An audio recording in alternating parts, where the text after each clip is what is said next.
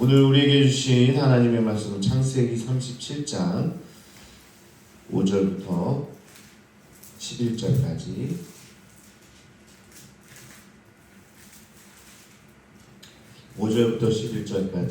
한 목소리로 같이 공독하겠습니다. 창세기 37장 5절입니다. 시작.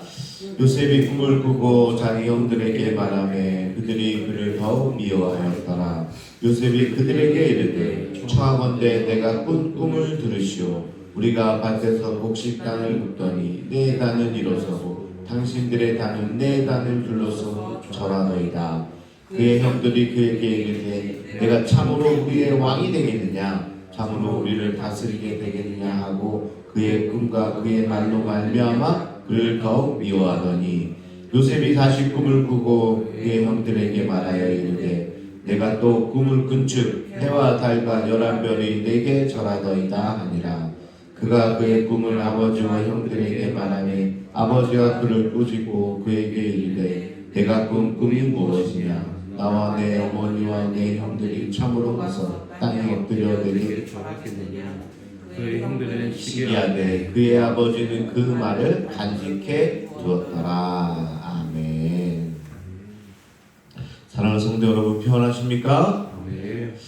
우리가 지난주 야곱 가정에 얽히고 설킨 실타래 같은 현실을 바라보았는데요. 편애가 있었고 시기가 있었고 미움으로 얼룩진 콩가루 같은 집안이다 라는 사실을 우리가 보았습니다.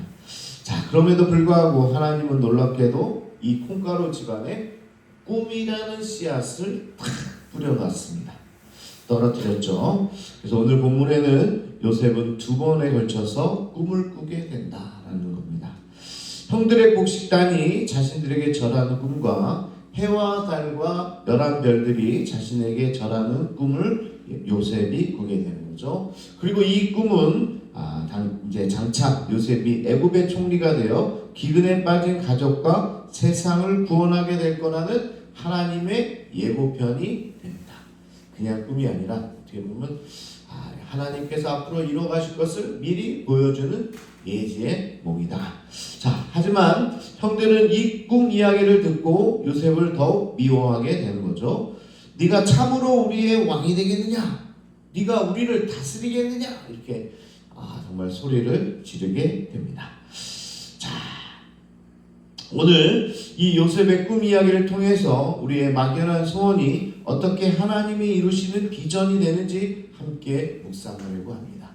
자, 꿈이 어떻게 비전이 될 수 있나?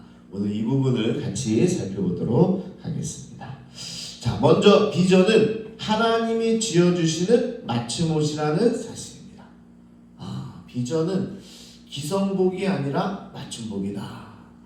저도 저희 아버지가 양복점을 하셨기 때문에 그 손님들이, 저도 놀이터가 저희 양복점이었어요. 그래서 어렸을 때 가가지고 거기서 놀고 그랬는데 사람들이 와가지고 옷을 딱 맞추면 아버지가 먼저 가봉을 딱 해가지고 그 옷을 대충 이렇게 만들어 놓고 다시 손님을 불러다가 손님이 오면 또 한번 딱 맞춰가지고 이렇게 다시 수정 보완해가지고 나중에 손님이 오면 딱 옷을 맞춰주는데 손님들이 얼굴을 보면 다 기분이 좋죠. 왜냐면 내 몸에 딱 맞춘 옷이 나오니까 얼마나 좋아하든지 제가 그 모습을 보면서 이렇게 옷이 만들어지는구나.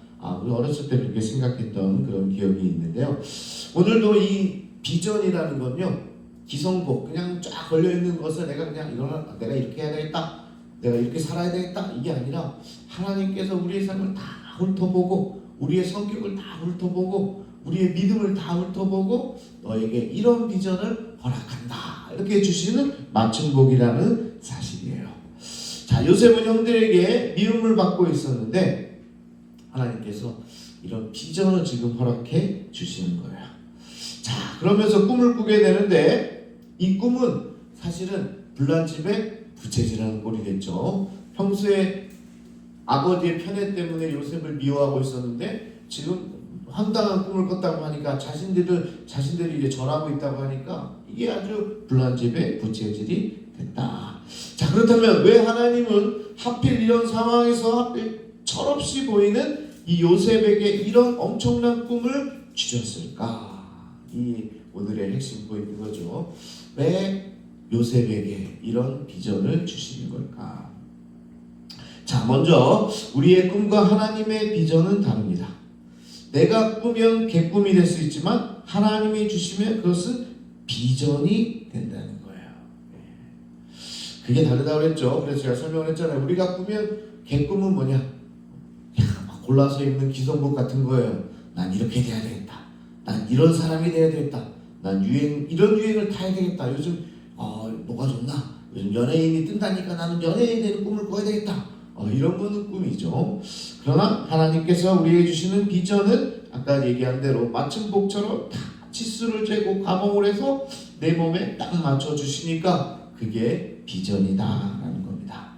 자, 지금 요셉이 꾸는 꿈은 하나님께서 요셉의 인생을 위해서 제단하신 비전의 맞춤법이었다. 맞춤 옷이었다는 사실입니다.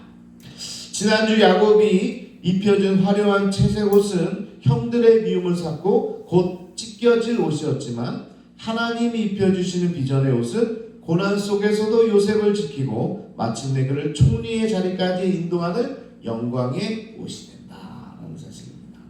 자, 보면 옷을 통해서 오늘 성경이 이야기하고 있는 거예요. 채색 옷 좋아 보이죠? 근데 그거는 기성복 같은 거예요. 언젠가 찢겨지는 겁니다. 그러나 오늘 영광의 옷 맞춤복 비전은 하나님께서 그 삶을 끝까지 인도하시는 맞춤복이 된다. 그러니까 사랑하는 성도 여러분, 세상의 스펙이나 물질이라는 기성복을 부러워하지 마시기 바랍니다. 기성복 부러워하지 마세요.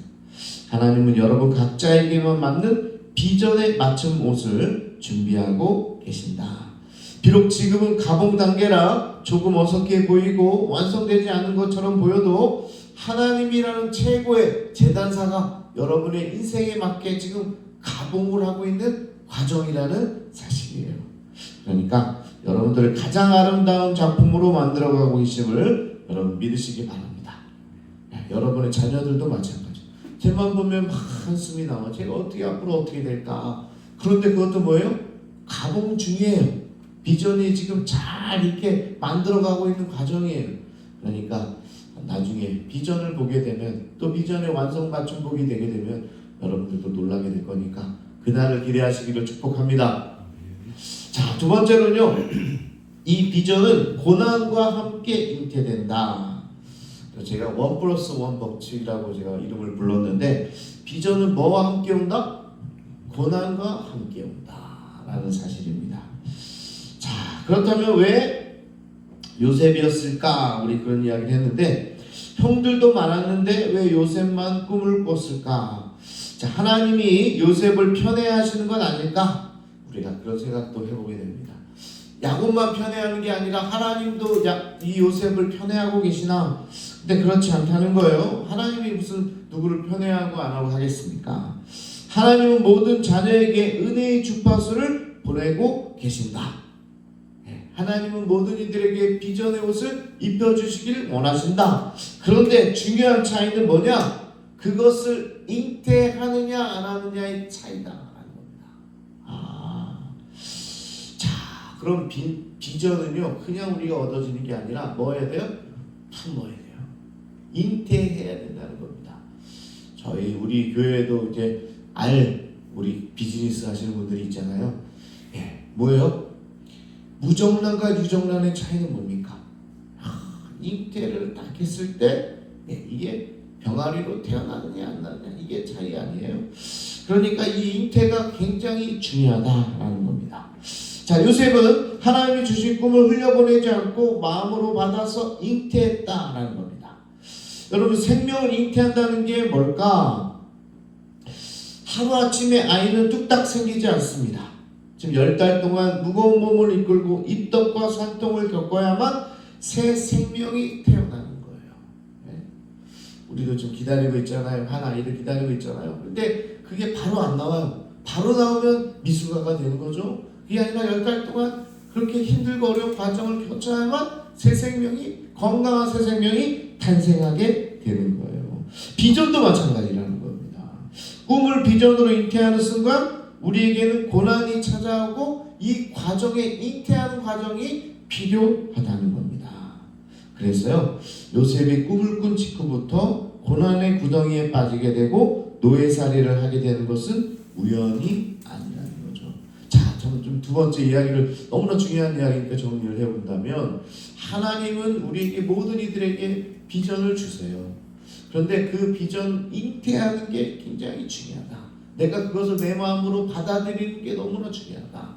그러면서 비전은 같이 고난이라는 게 1+1으로 같이 오게 되는데, 그 고난을 함께 이겨내야 비전의 산물인 새 생명이, 그런 새로운 인생이, 변화된 인생이 우리 가운데 펼쳐지게 된다라는 사실입니다. 그게 1+1의 법칙이다. 비전을 받는 순간 고난이 따라온다. 그러니까요, 비전을 선물로 받으면 고난이라는 포장지가 반드시 함께 따라온다. 그래서 제가 맨날 하잖아요. 그 보자기 보고 놀라지 말라. 거기에 보석이 들어있다는 이야기를 많이 해드렸습니다. 그런데요, 많은 성도님들이 여기서 낙심하는 거예요. 하나님, 비전을 주셨으면 꽃길을 주셔야지 왜 가시밭길입니까? 이렇게 이야기하는 거죠. 그러나 기억하십시오. 비전 안에 이미 그 고난을 이길 힘도 함께 들어있음을 믿으시기 바랍니다. 고난이 찾아오는데 고난을 이길 힘이 어디에 들어있어요? 이 비전 안에 있는 거죠. 요셉이 감옥에서도 노예 생활에서도 무너지지 않았던 이유는 그가 입고 있던 보이지 않던 비전의 옷 때문에 그렇다는 겁니다. 평생 살아가면서 하나님께서 내게 주신 이 비전을 요셉이 마음에 품고 있었기 때문에 무너지지 않았다는 겁니다. 고난이 찾아올 때마다 하나님께서 나를 세워주신다고 했는데 여기서 이렇게 무너지지 않을 거야. 이런 비전이 있었기 때문에 그렇다. 사랑하는 여러분, 비전을 잉태하셨습니까? 여러분들에게 어떤 꿈이 있으십니까? 그렇다면 다가오는 고난을 두려워하지 마십시오. 그것은 내 꿈이 진짜 하나님의 비전으로 태어나기 위한 거룩한 산통임을 여러분 믿으시기 바랍니다. 그러니까 고난이 찾아오면 야, 그럼 내 비전이 정말 대단한가 보다. 이 비전과 함께 고난이 찾아왔나 보다. 이렇게 여기면 되는 겁니다. 자, 마지막으로 세상은 비웃어도 아버지는 기억하신다. 이게 오늘 마지막 구절 아니었습니까? 11절에 보니까 형들을 시기하되 그의 아버지는 그의 말을 간직해 두었도다.